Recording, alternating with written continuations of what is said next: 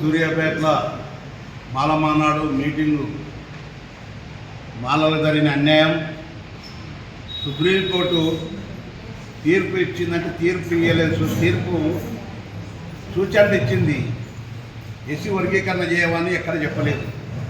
అంతా రాజకీయ నాయకులు జతయి ఎస్సీ వర్గీకరణ చేయొచ్చని చేసి వర్గీకరణ చేసింది రేవంత్ రెడ్డి గారు. దాంట్లో వర్గీకరణ చేసినాక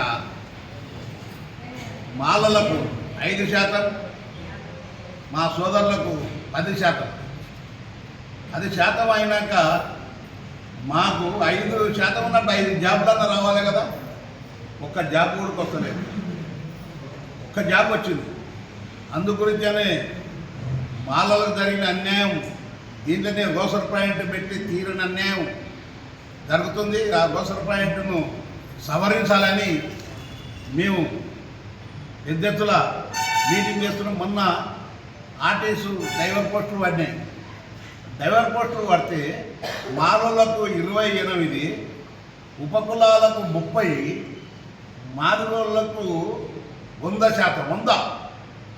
అంటే మా ఊరు చదువుకొని రోలపోర్తి తిరుగుతున్నారు మాల బిడ్డలు. ఎంత అన్యాయం జరుగుతుంది.